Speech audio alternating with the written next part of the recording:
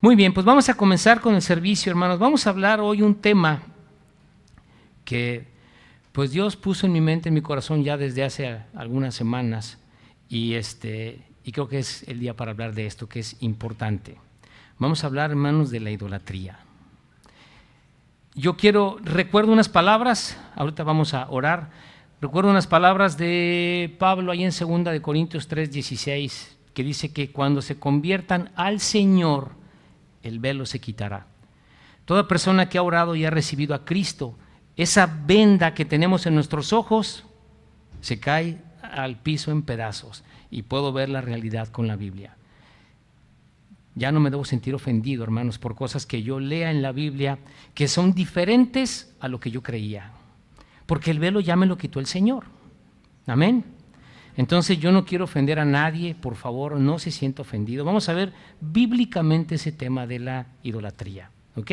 Entonces voy a orar y comenzamos. Padre, Señor, te doy gracias por otro día, Señor, que nos regalas con vida, Padre. Señor, por tu voluntad, hoy estamos aquí.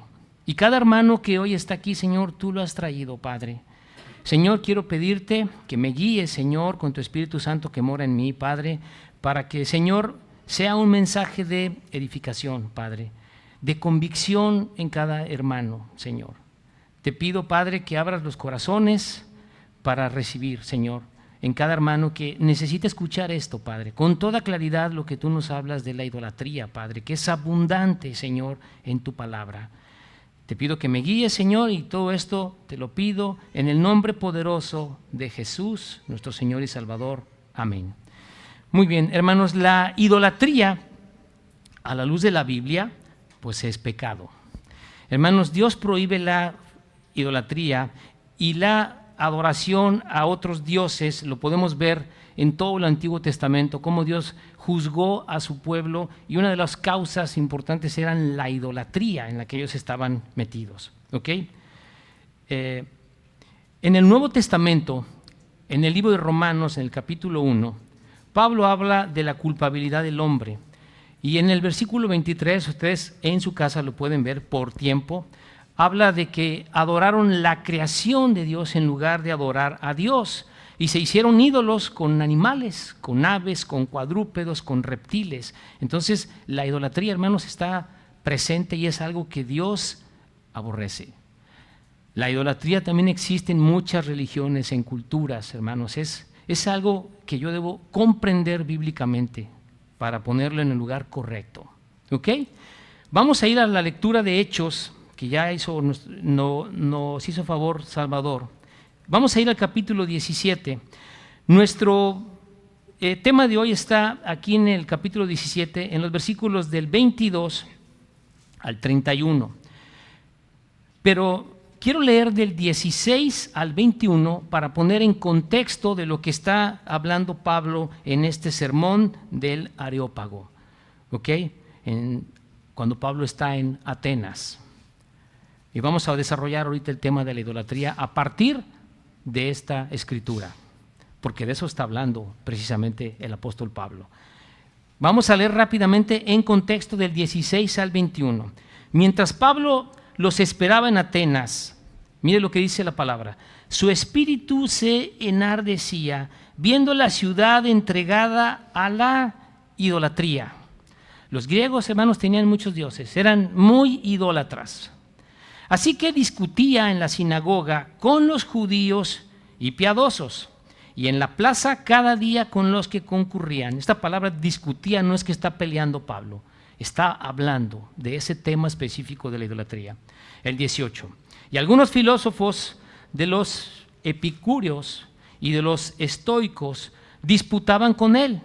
Y unos decían, ¿qué querrá decir este palabrero? Hablando de Pablo. Y otros, parece que es predicador de nuevos dioses. Otros más. Porque les predicaba el evangelio de Jesús y de la resurrección. El evangelio de Cristo, hermanos, trae su muerte y resurrección. Es la base del cristianismo, ¿verdad? La muerte y la resurrección de Cristo que paga mis pecados. Entonces dice, nos está hablando de otros dioses como si fuera uno más. El 19. Y tomándole le trajeron al Areópago diciendo, ¿podremos saber ¿qué es esta nueva enseñanza de que hablas? O sea, tenemos tantos dioses que vamos a escucharte en uno más del que nos quieres hablar. Pues traes a nuestros oídos cosas extrañas. Queremos pues saber qué quiere decir esto. Explícanos, Pablo.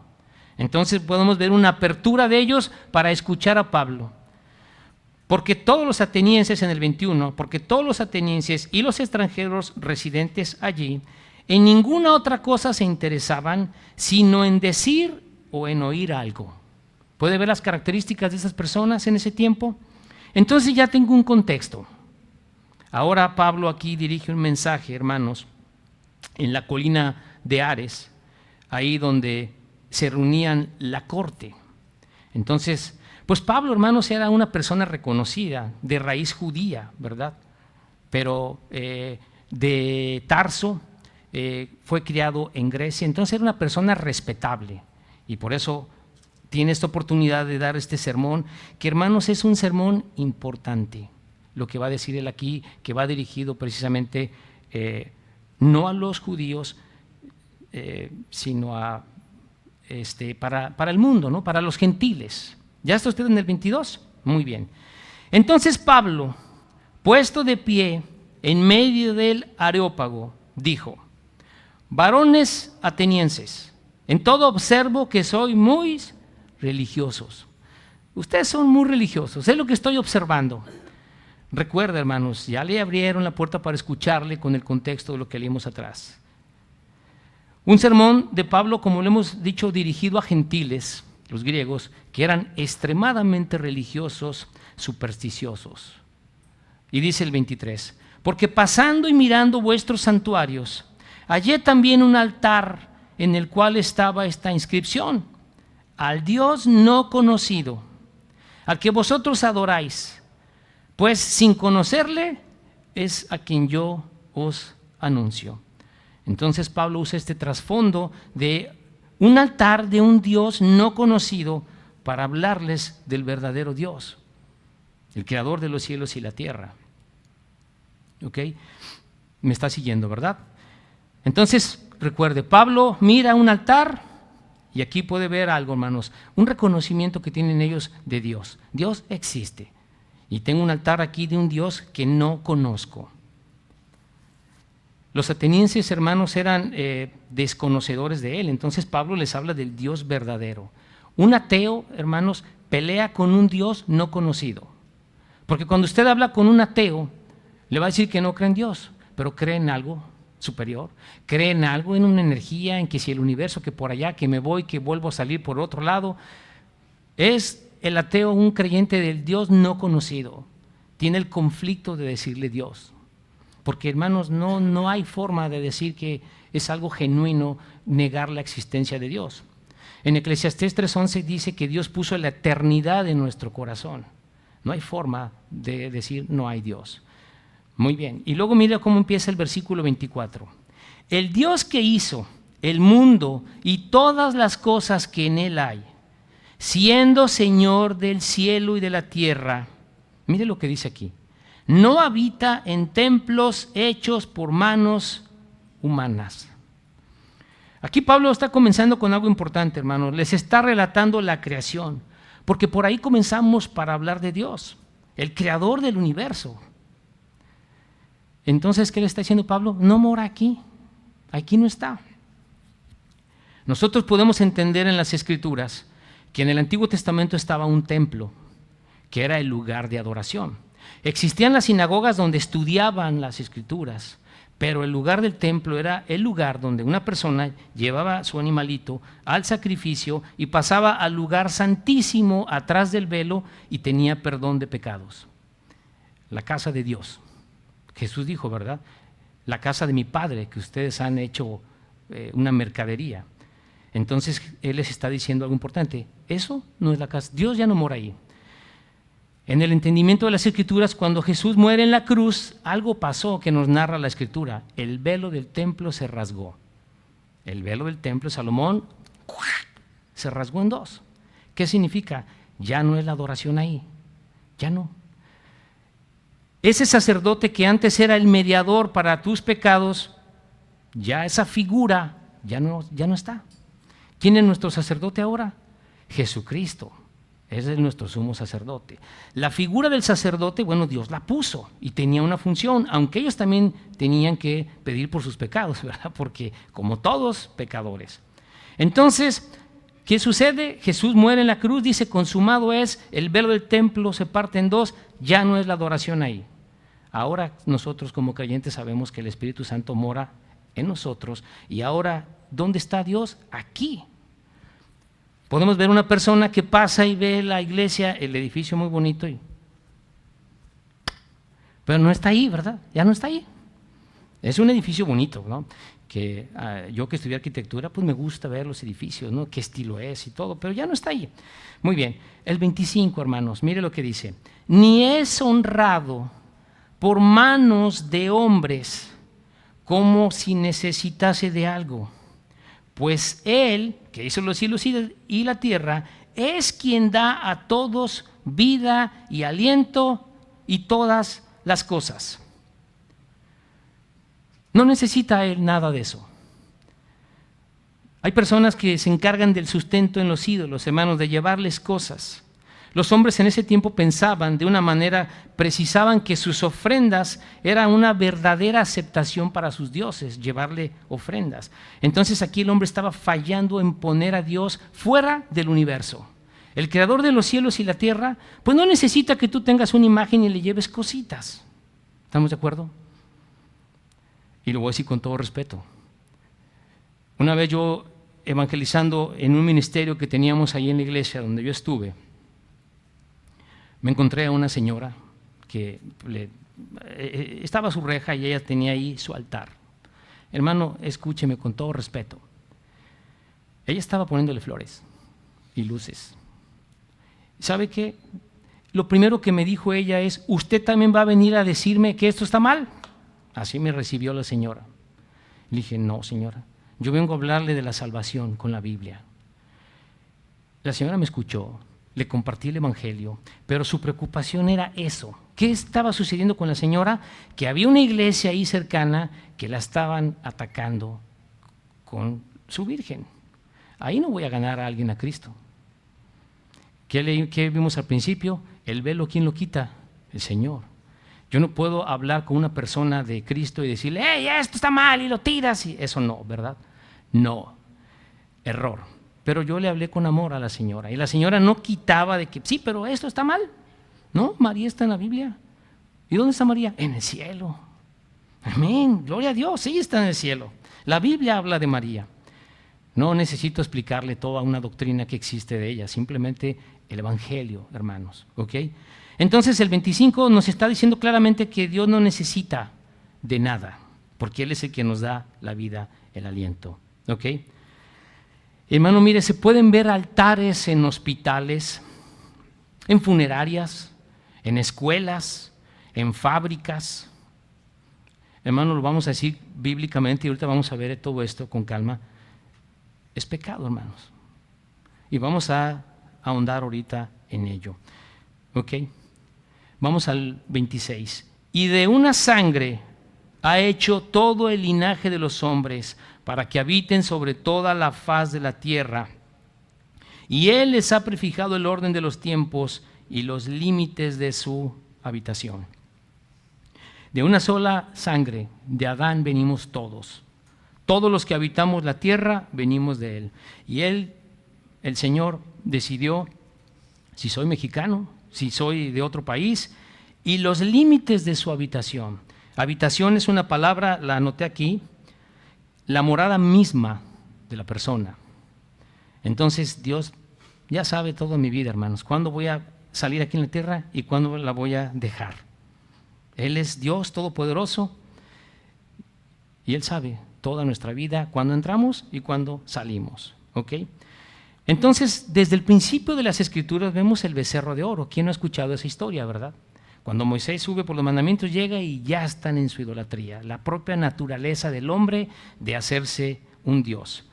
Los israelitas conquistaron las tierras de Canaán, entraron a los pueblos y vieron su religión que ellos tenían, su adoración a Baal, y también en los tiempos de los jueces, podemos ver, hermanos, que siempre el pueblo de Dios se entregaba a la idolatría y Dios los juzgaba, los entregaba en manos de sus enemigos.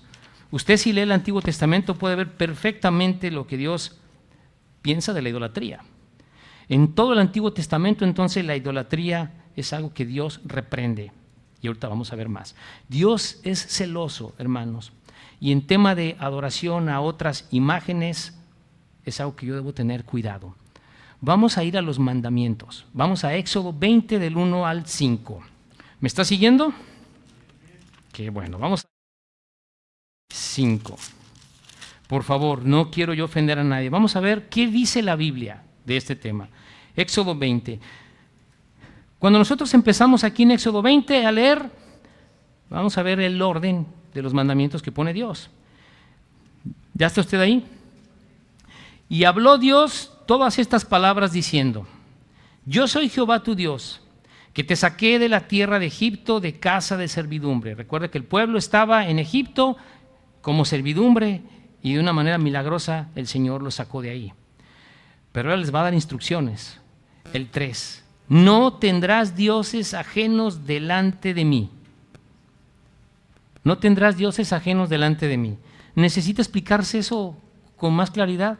Está muy claro, ¿verdad? El 4. No te harás imagen, ni ninguna semejanza de lo que esté arriba en el cielo, ni abajo en la tierra, ni en las aguas debajo de la tierra. Necesito una concordancia para ver exactamente a qué se refiere. Está claro, ¿verdad? No te harás imagen, ¿ok? Ni ninguna cosa que esté arriba en el cielo. Hoy piense en tiempo presente. ¿Quién está en el cielo? El Señor. María. Están en el cielo. El 5. No te inclinarás a ellas, ni las honrarás, porque yo soy Jehová tu Dios, fuerte, celoso. Mire lo que dice Dios: fuerte, celoso, que visito la maldad de los padres sobre los hijos hasta la tercera y cuarta generación de los que me aborrecen. ¿Cómo comenzaron los mandamientos, hermanos? No tendrás dioses ajenos a mí, no te harás imágenes, no las honrarás. Vuelvo a decir algo con todo respeto, porque tenemos que tener el amor, hermanos, por una persona que no conoce al Dios verdadero, que tiene un Dios muy lejano y que necesita usar otros medios para llegar a Él. Pero Dios está cerca de nosotros. Y ahorita lo vamos a seguir leyendo aquí en la lectura de Hechos. Pero usted puede ver con todo respeto personas en su casa que tienen el florero y tienen una Biblia abierta. Hay un respeto a la palabra de Dios. Pero eso está escrito ahí. ¿Cuál es el problema entonces? La falta de lectura. El creerle más al líder de mi religión. Si es católico, pues mejor al sacerdote. Si es testigo de Jehová, pues yo le voy a creer al anciano. Y si es judío, pues al rabino, pero no la Biblia, hermanos. Entonces ese es un problema, ¿verdad? Nosotros como cristianos, ¿qué tenemos? La Biblia, nada más. Si hay algo que se enseñe fuera de la Biblia, no estoy de acuerdo. Estrictamente la Biblia. Entonces no solo estaba prohibido adorar ídolos, estaba prohibido fabricarlos. Esto incluye cualquier imagen, cualquier cuadro, cualquier cosa que ocupe el lugar de Dios.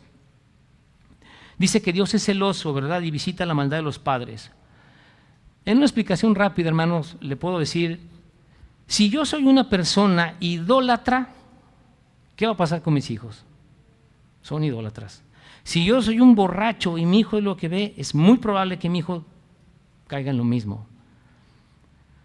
Visita la maldad de los padres sobre los hijos en generaciones. Las debilidades se heredan, las conductas se heredan en las personas. Ahora vamos por favor a Deuteronomio, al capítulo 17, del 2 al 5. Deuteronomio. Vamos a ver qué dice la Biblia de la idolatría, del 2 al 5. Me dice cuando esté ahí, por favor. ¿Ya estamos?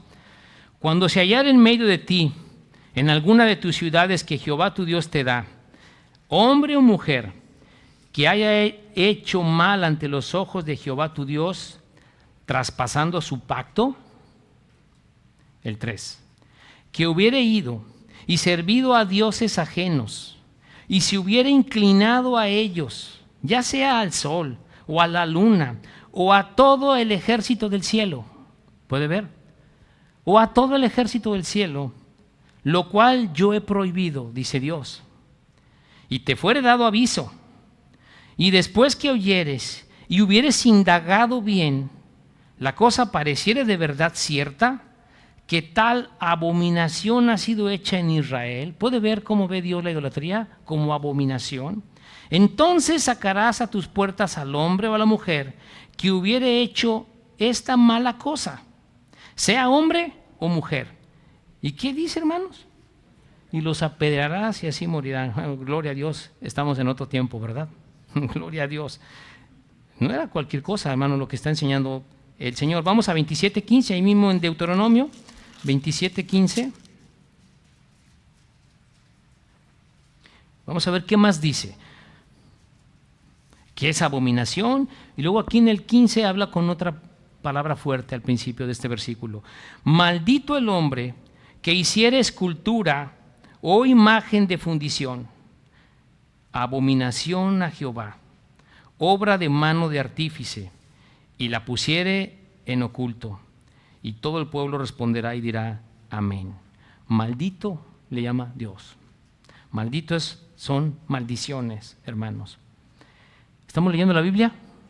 Nada más, ¿verdad? Vamos ahora a Salmos 135. Salmos 135, 15, 18. Me dice amén cuando usted esté ahí. ¿Ya está usted ahí? Bueno, vamos a leer esta cita. No necesitamos mucho análisis, hermanos, de lo que leemos. Los ídolos de las naciones son plata y oro, obra de manos de hombres. Tienen boca y no hablan. Tienen ojos y no ven. Tienen orejas y no oyen. Tampoco hay aliento en sus bocas. Pero el 18, lea por favor, ¿qué dice? Semejantes a ellos son los que los hacen, y todos los que en ellos confían. Entonces, ¿qué piensa Dios de eso? Si hay una persona que tiene un ídolo y le está pidiendo, vale la pena venir acá a la palabra de Dios. ¿Qué dice Dios? Semejantes a ellos son.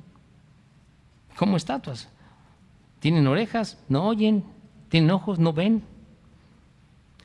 No le digo la palabra que encontré ahí, hermanos, porque lo que significa eso, ¿verdad? Vamos a regresar a nuestra lectura en Hechos 17 y vamos a leer el versículo del 26 al 27. Estamos ahí, ¿verdad? En Hechos 17. Leímos el 26, que ya lo analizamos, que de una sangre ha hecho todo el linaje de los hombres y nos ha prefijado el orden de los tiempos. En diferente tiempo hemos nacido, en diferente lugar. El 27, mire lo que dice: para que busquen a Dios, si en alguna manera palpando puedan hallarle, aunque ciertamente no está lejos de cada uno de nosotros. No está lejos de cada uno de nosotros. Y les comentaba hace un momento, ¿verdad? El Dios que tienen algunas religiones, bueno, yo creo que todas, es un Dios lejano, hermanos. Por ejemplo, yo hablo con un familiar testigo de Jehová y el Dios que tiene mi familia, Jehová, pues no es un Dios que esté cercano. No es un Dios que ni siquiera se haya acercado a la tierra. Está lejos. Nunca ha venido ni vendrá, ¿verdad? Porque vino para ellos un ser creado y se fue y ya no va a regresar. ¿Qué tiene un católico? Con todo respeto y amor, tiene un Dios lejano que puede pensar en su mente castigador y mejor busco mediadores, mediadoras para acercarme a Él. Pero Pablo nos hace aquí una algo para entender, hermanos, no está lejos de cada uno de nosotros. Cuando nosotros entendemos ese Dios creador de los cielos y la tierra, en lugar de otras enseñanzas que me dejaron en mis religiones, es ir al Señor y tener esa relación con Él. Está cerca de nosotros. Cerca de ti está la palabra. Esta es la palabra de fe que predicamos, dice ahí en el libro de Romanos 10:8. Cerca de ti está la palabra, que si confesares a Cristo, Dios está cercano de nosotros. El 28 dice, porque en Él vivimos y nos movemos y somos, como algunos de vuestros propios poetas también han dicho, porque linajes suyos somos. Ellos en ese tiempo, hermanos, seguían a muchos filósofos. Había poetas. Epiménides era uno de ellos que se creía que tenía revelaciones divinas y los consultaban a ellos. Estaban en ese tiempo con un auge intenso, hermanos. Por eso aquí podemos ver de sus poetas. El 29, siendo pues linaje de Dios, no debemos pensar que la divinidad, o sea, Dios, sea semejante a oro o plata o piedra, escultura de arte y de imaginación de hombres. No podemos pensar entonces en una escultura que tiene poder de Dios, como para yo ir y pedirle y pararme en un cuadro y solicitarle alguna petición o algo. Ahí no lo vas a encontrar. Una vez también en una casa, es que estaba un ministerio de evangelismo, sigue ese ministerio de evangelismo en la iglesia que yo estuve, y también es de cada sábado. Me encontré a un hombre que me abre la puerta y le empiezo a compartir, y me abre así la puerta, hermanos, fuerte, y me dice, mira, aquí tengo a Cristo, un Cristo del tamaño de la sala, en la pared de madera. Le pido y nada, estoy lleno de problemas, me decía el Señor desesperado. Así lo encontré. Pero pues es que Dios es espíritu y los que le adoramos en espíritu. Tienes que buscar a Dios, pero Dios es espíritu y Dios no te va a atender con una imagen. Es una imagen. No te va a poder hablar, ¿verdad? ¿Recuerda esa película de Marcelino, Pan y Vino? Qué bonita película, ¿verdad? Pero qué fuera de la Biblia, ¿no? Va, le lleva pan a un Cristo así, le da un pan. ¡Wow! ¡Qué hermoso! Qué corazón del niño! Le dio a Cristo un pan. No, hermano, es el Señor Todopoderoso, ¿verdad? No está ahí. Pero ¿cómo lo quieren ver? Como algo que, pobrecito, toma un pedacito de pan. No, hermano. Es el Rey de Reyes, el Creador del universo y el que te va a juzgar. Y te va a juzgar si tú estás en idolatría también. ¿Ok? Muy bien. Seguimos leyendo aquí en el versículo 30. Pero Dios, mire lo que dice aquí Pablo, pero Dios, habiendo pasado por alto los tiempos de ¿qué? De esta ignorancia. Estás en una ignorancia.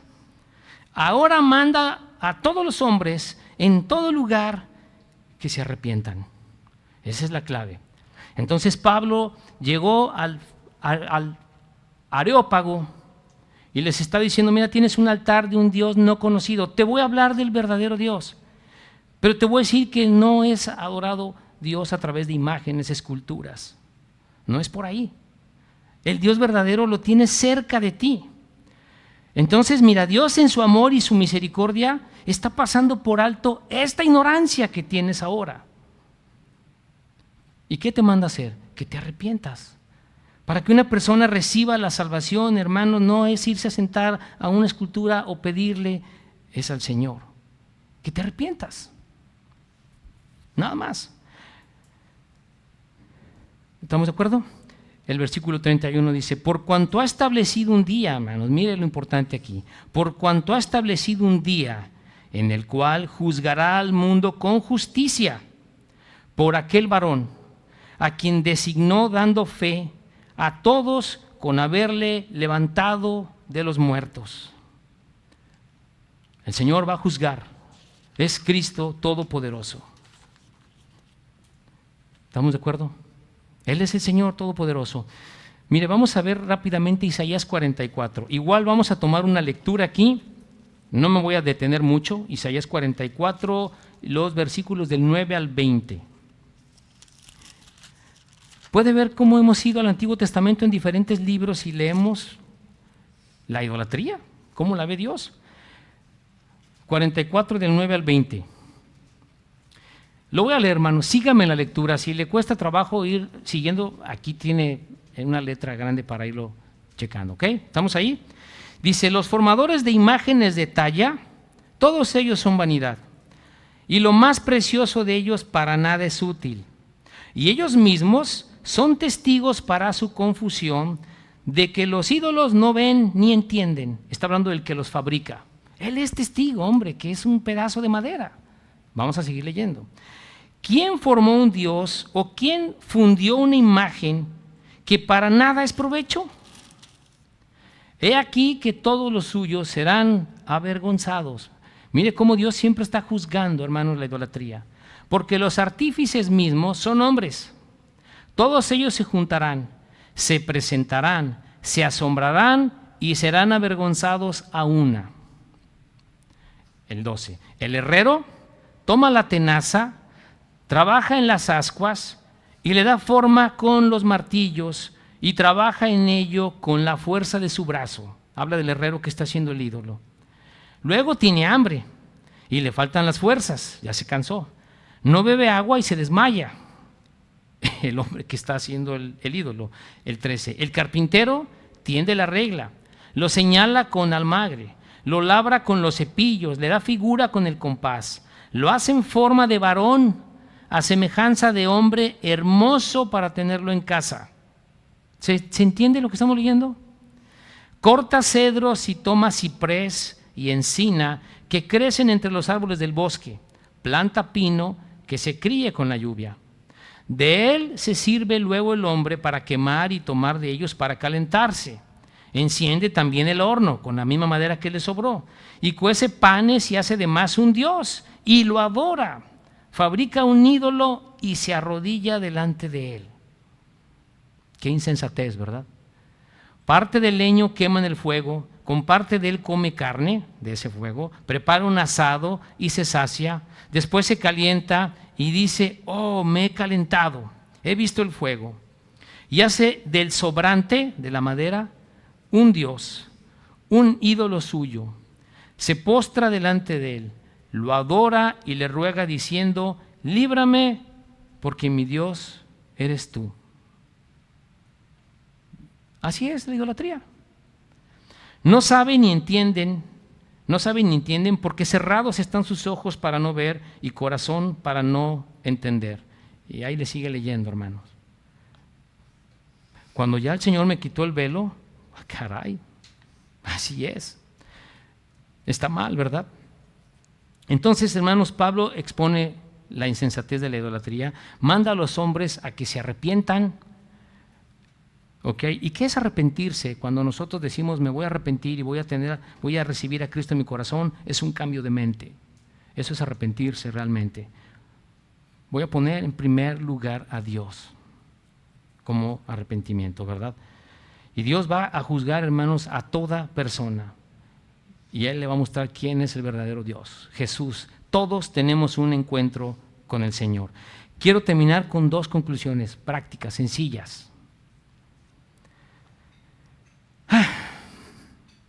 ¿Entendemos que el pecado de la idolatría es algo serio ante Dios? Hermano, si usted tiene en su casa algo guardado, porque tiene un valor familiar, porque viene del abuelo o del bisabuelo, o se lo dio su padre, su madre, y usted lo guarda ahí como algo de arte, tenga cuidado, hermano, porque usted recibió a Cristo como su Señor. ¿Y qué es Señor? Autoridad soberana. Y si yo ya recibí a Cristo en mi corazón, ya me quitó la venda de los ojos, oh Señor, qué mal estaba. ¿Y ahora qué hago con esto? Una persona que se convierte con todo su corazón, hermanos, se olvida de eso, lo destruye. No tenga una estima profunda, hermano, si usted tiene algo en su casa que guarda ahí porque se lo dieron, porque primero Dios. Se lo digo con todo corazón. Amén. Y la otra cosa, recuerde, Pablo encontró en este camino un Dios no conocido. Hay mucha gente en el mundo, hermanos, que no conoce del verdadero Dios, pero el Señor les ama con todo su corazón. Hay que aprender de este sermón de Pablo, apologético, porque está explicando perfectamente, ¿verdad? Dios está muy cerca de cada ser humano. Entonces, debo de entender que la idolatría es un problema, y sobre todo en el país donde yo vivo. Vivimos en un país idólatra. Aquí llegaron los españoles, ¿y qué pasó? Mira, México es un país idólatra. Cuando la religión católica se expande por Europa en los tiempos de la Reforma, pues también vinieron aquí a América y llegaron y conquistaron México los españoles. ¿Y qué trajeron? Pues la religión, hermano. ¿Y qué tiene la religión? Se adapta perfectamente. La religión católica también llegó a Estados Unidos. No van en bicicletas con un ídolo atrás. Es otra cultura. Pero aquí sí, es diferente. Yo debo de entender eso con todo amor, que hay personas que no se han arrepentido, que no han recibido a Cristo en su corazón y están en este problema. Usted véalo como una oportunidad para hablarle de Dios. No perdamos la oportunidad, hermanos, para compartirle. Amén. La gente busca a Dios, hermanos. Yo también he encontrado personas que les he compartido igual en evangelismo, porque tengo tantas historias que he visto, que me tocó ver cuando yo le compartía a gente. Una persona igual, yo toqué la puerta, sale, su casa está llena de ídolos y sale el Señor muy tenso. Y le empiezo a hablar del Señor con el folleto y agarra el Señor el folleto y me lo tira al piso y se me pega aquí. Estaba el Señor sufriendo. Estaba sufriendo. Y le dije, ¿por qué está así? Yo pensé que me iba a golpear, man, un señor ya grande también, me partió. ¿Por qué está así? Dios le ama. Y llega el momento en el que el Señor se quebranta y ya no me dijo nada y se mete llorando, cuando escuchó que Dios le ama. Y la situación que él esté pasando, Dios la conoce. Entonces, hermanos, hay mucha necesidad. La gente se ha pegado en la idolatría, hermanos, pero el Dios verdadero, ya lo hemos estudiado, está cerca de nosotros. ¿Ok? Es un buen argumento para empezarle a alguien a hablar del amor de Dios. No te critico lo que estás haciendo, pero te voy a hablar de Dios. ¿Y en qué momento va a quitar eso? Cuando Él se convierta, no antes. ¿Ok? No hay manera. ¿Ok? Amén. ¿Nadie está ofendido? ¿Hay cosas para considerar en casa? Puede ser, ¿verdad? Pues que Dios le ayude, hermano.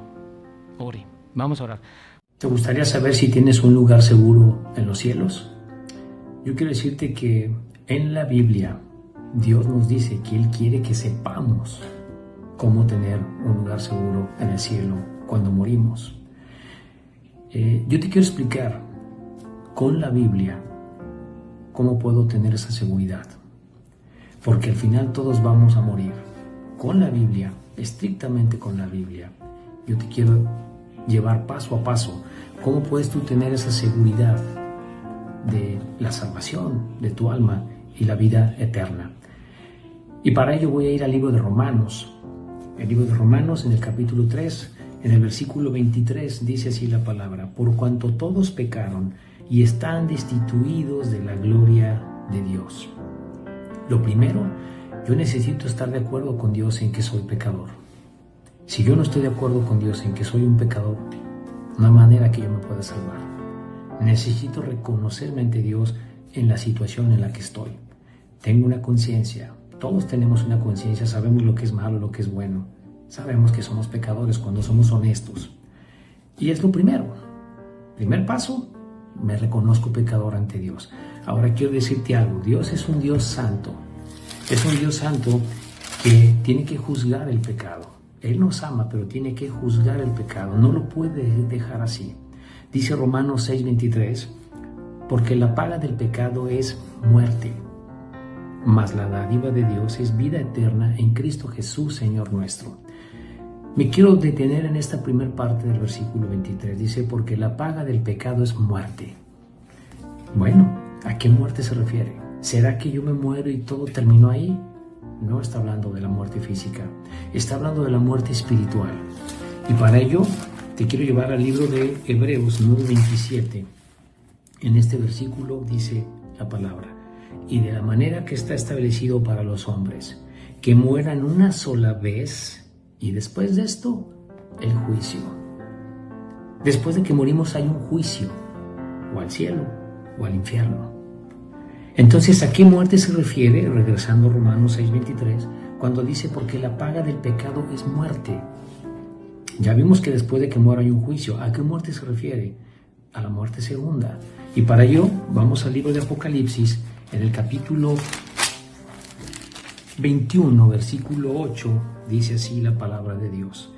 Pero los cobardes e incrédulos, los abominables y homicidas, los fornicarios y hechiceros, los idólatras y todos los mentirosos tendrán su parte en el lago que arde con fuego y azufre, que es la muerte segunda. La muerte segunda. Dice todos los mentirosos. ¿Has mentido alguna vez? Yo sí. Yo creo que todos hemos mentido. Una mentira es suficiente para que Dios nos condene en el infierno. No podemos salvarnos por nuestro propio pie. Hemos estado en religiones y nos han enseñado que debemos de salvarnos por nuestras obras, por nuestro comportamiento. Pero la Biblia no enseña eso. Nadie se puede salvar por sus propias obras. Dice en Efesios 2:8-9, por gracia sois salvos por medio de la fe. Esto no de vosotros, pues es don de Dios. No por obras, para que nadie se gloríe. Eso dice Efesios 8:9. Nadie se salva por sus obras, porque todos somos pecadores. Entonces, ¿cómo me salvo en la vida? Ya entendí que soy pecador. Ya entendí que Dios tiene que juzgar el pecado. Ya entendí cómo, en una muerte segunda, lago que arde con fuego y azufre. Pero ¿sabes una cosa? Dios hizo un plan para salvarnos. Precioso. ¿Sabes cómo? En Cristo Jesús. Dice Romanos 5:8, dice la palabra, mas Dios muestra su amor para con nosotros. Mira lo que dice, Dios muestra su amor para con nosotros, en que siendo aún pecadores, Cristo murió por nosotros. Lo que me salva en la Biblia es creerle a Dios. Necesito la fe. ¿Y cuál fe? Cristo es Dios. Cristo, que es Dios, vino a la tierra, tomó una forma humana de hombre, perfecto, sin pecado, y paga la cuenta que yo no puedo pagar. Nadie podemos pagar. Jesús vino hecho hombre, siendo Dios, y va a la cruz a ser castigado, derramando su sangre y resucitando el tercer día. Ese es el plan que hizo Dios para salvarnos. Es la manera que tengo de reconciliarme con Dios, aceptando el regalo que Dios puso, que Cristo vino a la tierra siendo Dios y sin cometer ningún pecado, es castigado, muere y resucita. La salvación en la Biblia es que tú creas que esa obra de amor que hizo Dios es lo que te puede salvar. ¿Sabes? Ninguna religión te salva. Te salva lo que Dios hizo en Jesucristo, pagar nuestra cuenta. La única manera que yo tengo para reconciliarme con Dios es estar de acuerdo en lo que Él hizo. Y quiero decirte cómo puedes tú recibir el regalo de la vida eterna. Necesitas creer. Necesitas creer que lo que Jesús hizo en la cruz es suficiente para que tú te puedas salvar. Sin meter tus obras. No podemos hacer nada para salvarnos. ¿Por qué? Porque hemos pecado. Somos pecadores y lo vamos a seguir siendo. Dice Romanos 10:9, que si confesares con tu boca que Jesús es el Señor y creyeres en tu corazón que Dios le levantó a los muertos, serás salvo. Él te dice en la palabra, serás salvo si crees en tu corazón. El versículo 10 dice, porque con el corazón se cree para justicia, pero con la boca se confiesa para salvación. Hay dos cosas que necesito para tener la salvación? Creer. Creer con todo mi corazón para justicia. ¿Qué debo creer? Que lo que hizo Jesús es suficiente. Debo creer que no son mis obras las que me salvan, sino lo que Él hizo en la cruz. Debo creer que es la única manera que yo tengo de reconciliarme con Dios, que Él ha pagado mi cuenta en la cruz, con su muerte y su resurrección. Creer con todo mi corazón. ¿Y qué es creer con todo mi corazón? Con todo mi pensamiento, mis sentimientos, con mi voluntad. Es suficiente para que yo tenga perdón. Lo que tú hiciste, Señor, en la cruz. Y hacerlo tu Señor. La palabra Señor en la Biblia se traduce autoridad soberana. Para que tú tengas salvación, tú necesitas recibir a Cristo en tu corazón como tu autoridad soberana, tu Señor. Por eso dice, ¿verdad?, el versículo 10, porque con el corazón se cree para justicia, pero con la boca se confiesa para salvación. Dice el versículo 13, porque todo aquel que invocar el nombre del Señor será salvo. ¿Cómo me puedo salvar? Tengo que invocar a Cristo. Tengo que estar de acuerdo con Él en que yo soy pecador y necesito su perdón. Necesito reconciliarme con Dios por lo que Él hizo en la cruz. No tengo otra forma de salvarme bíblicamente. Donde tú te encuentres, si tú crees que esto es la verdad, tú le puedes pedir a Cristo que te perdone, que sea tu Señor, en una oración sencilla, donde tú te encuentres. Manejando, te puedes parar a un lado, en tu casa, al lado, en tu cama, en una silla. Tienes que invocarle a Cristo. Yo te puedo guiar en una oración si tú crees esto. Puedes orar así. Jesús, te pido que me perdones. Reconozco que soy un pecador, pero creo que tú me has perdonado con tu obra de amor en la cruz. Te doy gracias por la vida eterna, Jesús. Te acepto en mi corazón como mi Señor y mi Salvador. Amén. Si tú haces esa oración con todo tu corazón, esa es tu salvación. No puedes hacer otra cosa más que aceptar lo que Dios ha hecho para salvarte. Quiero leerte este último versículo aquí en el libro de 1 de Juan 5:12. Dice así la palabra: el que tiene al Hijo tiene la vida. El que no tiene al Hijo de Dios no tiene la vida. Necesito al Hijo para tener la vida. ¿Y cómo? Ya vimos cómo. Invocándole con nuestra boca que nos perdone. Espero de todo corazón que tú ores y le pidas a Cristo que sea tu Señor. Gracias.